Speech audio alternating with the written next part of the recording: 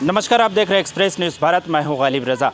आज बात करेंगे बिहार की, जहां पे एमएलसी का चुनाव होना है और 24 सीटों पर होना है।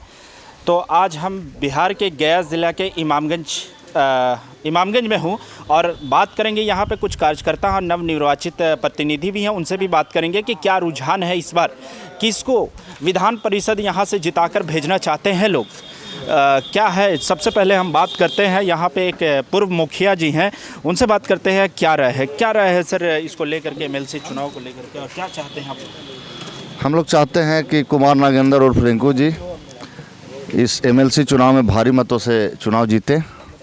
हम लोग का ही आकांक्षा है।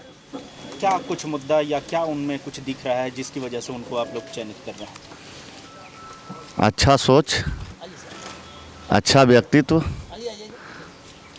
और काम करने का तरीका, बात करने का तरीका, और जो पूर्व में कमी रह गई थी उसको पूरा करने का संकल्प, यही आधार है कुमार नागेंद्र रिंकू बाबू का।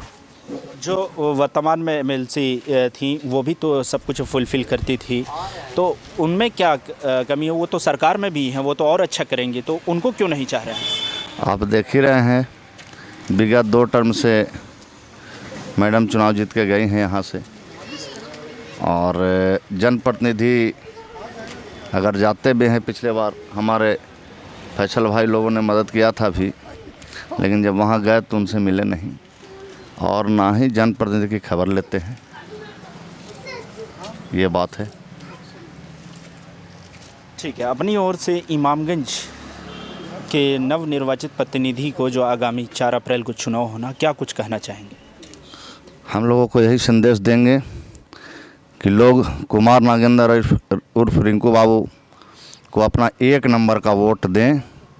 हम उनसे विनती करते हैं, निवेदन करते हैं, और इस बार बदलाव करें और रिंकू बाबू को एमएलसी में भेजें।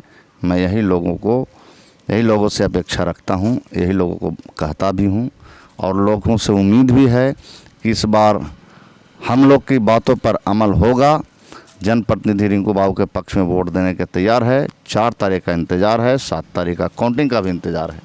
जी, अपना परिचय दे दीजिए। मैं पूर्व मुखिया राजीव रंजन सिंह, ग्राम पंचायत मल्हारी। जी, बहुत बहुत धन्यवाद हमसे बात करने के लिए। यहाँ पे हमारे साथ बड़ी शख्सियत हैं, राजद के बड़ी शख्सियत हैं, उनसे भी बात करेंगे। क्या कुछ ऐसा भी मामला आ रहा है सर कि चुनाव को लेकर के काफ़ी रीमर उड़ रहा है कि पैसा का भी खेल हो रहा है, इसमें क्या कुछ कहेंगे इस पर? देखिए, पैसे की जहाँ तक सवाल है तो जो कमाया है वही न खेल कर सकता है। जो गरीबों का वोट लेकर के गरीबों का हक की लड़ाई न लड़कर उस हक को स्वयं सरकार के हाथों बेचकर या कुछ बिचौलियों के हाथों बेचकर जो पैसा कमाया है वो तो पैसा के खेल खेलेगा। जहाँ तक सवाल है जो नया आए हैं कुमार नागेंद्र उर्फ रिंकू जी, तो ये तो साफ शब्दों में कहते हैं कि हम हक की लड़ाई लड़ेंगे, और जब तक प्रतिनिधियों का हक सरकार से नहीं मिलेगा तब तक मैं अपना जो चुनाव जीत के जाऊंगा, जो मुझे वेतन मिलेगा वो मैं कभी नहीं लूँगा। ये उनका संकल्प है। दूसरा संकल्प है कि न लोकसभा न विधानसभा, सबसे बड़ा मजबूत ग्राम सभा, इसकी स्थापना की लड़ाई में लड़ूंगा। तो दोस्तों, सबसे बड़ी चीज़ है कि जो कमाया है वो तो पैसा का खर्च करेगा, पैसा के खेल खेलेगा ही, क्योंकि जो गरीबों का हक तक दिया नहीं, गरीबों का हक की लड़ाई लड़ा नहीं, वो गरीबों के हक की लड़ाई को किसी दूसरे बिचौलियों के हाथ बेच दिया, तो वो तो पैसा कमाया। आखिर बेचा तो पैसे से बेचा। दूसरी तरफ कह रहे हैं मुख्यमंत्री भी कि हमने गांधी का सपना पूरा करने के लिए, ग्राम सभा को मजबूत करने के लिए महिलाओं को भी 50% आरक्षण दिया, जिसकी वजह से महिला भी काफ़ी जीत करके आई है और ये महिला प्रत्याशी हैं। और इन्होंने जो एमएलसी हैं ये पंचायत प्रतिनिधियों के लिए सदन में आवाज़ उठा करके वेतन दिलवाने का काम किया है वो अपना। तो क्या इस पर आपकी प्रतिक्रिया? दोस्तों, हम जहाँ तक सरकार या मुख्यमंत्री के तो बात नहीं करेंगे, क्योंकि मैं एक आदना कार्यकर्ता हूँ, लेकिन मैं एक दावे के साथ कहूँगा कि विधान परिषद का चुनाव का 3 क्वालिटी है। पहला है पंचायती राज व्यवस्था के द्वारा प्रतिनिधियों से वोट, यह भी विधान परिषद में ही जाते हैं। दूसरा है शिक्षक निर्वाचन क्षेत्र से शिक्षकों के द्वारा चुनकर प्रतिनिधि जाते हैं। तीसरा है स्नातक क्षेत्र के द्वारा भी एमएलसी का चुनाव होता है, विधान परिषद का, वो जाते हैं। तो हमारे बहुत से ऐसे नज़दीकी दोस्त हैं जो शिक्षक निर्वाचन क्षेत्र से भी आते हैं और ग्रेजुएट कंस्टिट्यूएंसी से भी आते हैं, यानी स्नातक निर्वाचन। उन्होंने तो बराबर ये बोला कि ज़्यादा नहीं, मेरे ही 2 सेट के बाद में जो है सो कि मनोरमा देवी बैठती थी, लेकिन कभी भी सदन में एक शब्द आज तक नहीं बोली है। अब आप खुद सोच लीजिए, ऐसे महिला को ये आरक्षण के लाभ देकर 12 साल जो प्रतिनिधि व्यय किया है, क्या तीसरा बार भी ऐसा व्यय करेगा? क्यों नहीं? मुख्यमंत्री या हमारे बिहार के नीतीश कुमार जी का जो सरकार था उसमें 50% आरक्षण देकर, रिजर्वेशन देकर महिलाओं को जागरूक एवं महिला सशक्तिकरण को मजबूत करने का काम उन्होंने किया। इसमें कोई दुमत नहीं, यहाँ कोई राजनीति नहीं, कोई दल नहीं। लेकिन मैं जानना चाहता हूँ कि उस महिला को 2 बार यहाँ के प्रतिनिधि ने अपनी कुर्बानी दी और अपना मत दे करके उन्हें विधान परिषद में भेजने का काम किया, जो 12 साल समय मामूली नहीं होता है। आज के युग में 10 साल का एक युग होता है और इन्होंने 12 साल व्यय किया। क्या तीसरे बार में भी व्यय करना चाहेगा? ऐसा प्रतिनिधियों के कहना है कि हम लोग तीसरा बार व्यय नहीं करेंगे। वो गया जिला से लेकर के जहानाबाद अरवल तक के यही प्रतिनिधियों का आवाज़ है। जहाँ सवाल उठता है पैसे का, तो जो कमाया है वो खर्च करेगा, और जो खर्चा करेगा तो वो अपने घर का गेहूं बेच के नहीं कर रहा है, बल्कि वो 12 साल का प्रतिनिधियों का हक और अधिकार को बेच करके जो कमाया है उसी को खर्च कर रहा है। तो जनता को खाने में भी कोई दिक्कत नहीं है। लेकिन चुनाव तो नागेंद्र उर्फ रिंकू जी ही इसलिए जीतेंगे क्योंकि इनका ना पैसा से मतलब है, इनका तो 2 संकल्प है। पहला संकल्प है न लोकसभा न विधानसभा सबसे मजबूत हो ग्राम सभा, इसकी स्थापना की लड़ाई लड़ेंगे। और दूसरा लड़ाई है कि प्रतिनिधियों को जब तक वेतन सरकार के द्वारा वृद्धि नहीं की जाएगी तब तक मैं अपना वेतन नहीं लूँगा। और यही 2 संकल्प के साथ इन्होंने उतरा है। और इस संकल्प को खास करके जो वोट देने वाले प्रतिनिधि हैं उन लोग इस संकल्प को एक चुनौती के रूप में स्वीकार करके इनको वोट देने के लिए 4 तारीख को जाएंगे और एक मत 1 नंबर वरीयता के आधार पर रिंकू बाबू को दे करके इन्हें भेजेंगे और एक चांस इनको भी देखेंगे। अगर इनकी संकल्प पूरा नहीं होगा तो कितने नंबर पर इनका ये 1 नंबर पर इनका है। इनका 1 नंबर पर है कुमार नागेंद्र उर्फ रिंकू जी, राष्ट्रीय जनता दल समर्थित उम्मीदवार। जी बहुत बहुत धन्यवाद हमसे बात करने के लिए। श्री मोहन यादव जो थे अभी बात कर रहे थे हमारे साथ, जो राजद के वरिष्ठ कार्यकर्ता हैं। और कुछ हम फिर से मुखिया जी से जानना चाहेंगे कि कुछ बातें रह गई थी ऐसी कि वो जो कैंडिडेट हैं मनोरमा देवी जो एनडीए प्रत्याशी हैं वो ब्लेम कर रही हैं कि विपक्ष द्वारा हमारे साथ साजिश की गई है कि 5 नंबर में हमारे नाम की सेम कैंडिडेट को खड़ा किया गया है। उस पर क्या कहेंगे?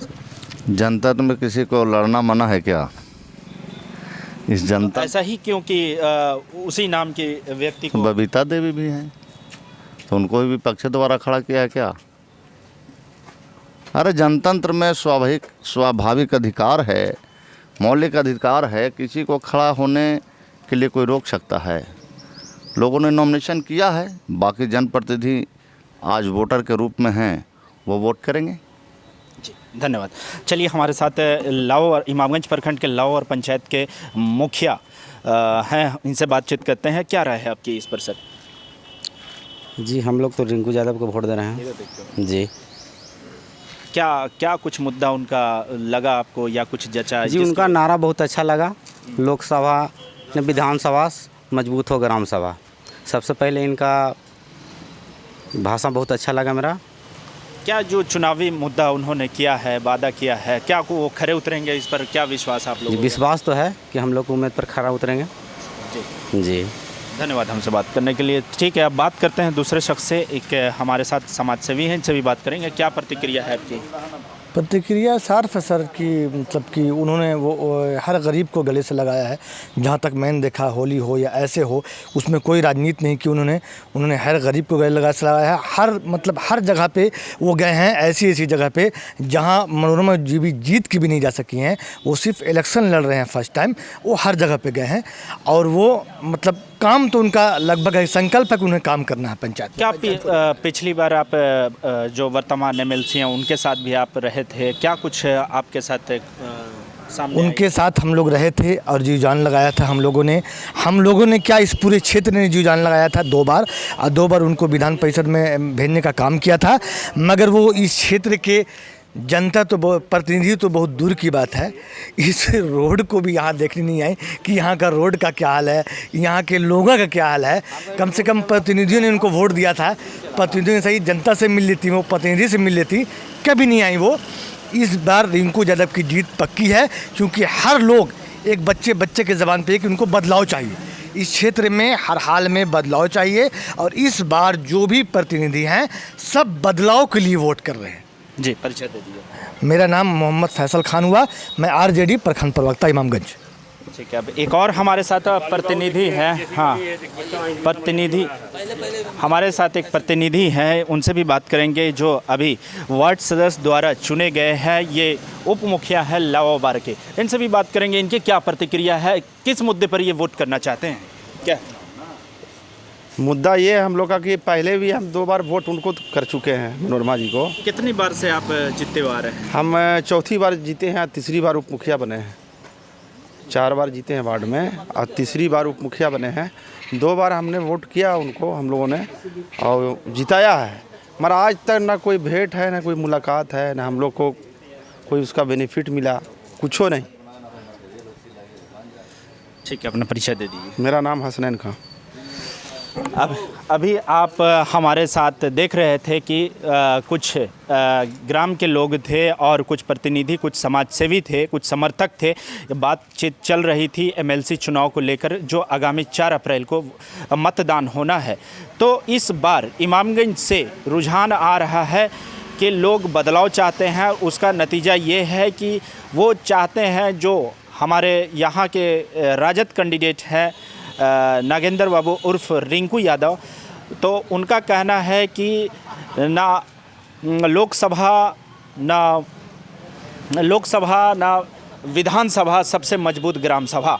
तो इनके इस नारे के साथ सभी प्रतिनिधि जो है इंस्पायर हुए हैं और इनकी तरफ रुझान काफ़ी है और वोट देने के लिए तैयार हैं, क्योंकि उन्होंने एक वादा और एक मुद्दा भी लेकर ये भी आए हैं कि जब तक हम सभी पंचायत प्रतिनिधियों के वेतन में वृद्धि नहीं करा देंगे तब तक मैं अपना वेतन नहीं लूँगा।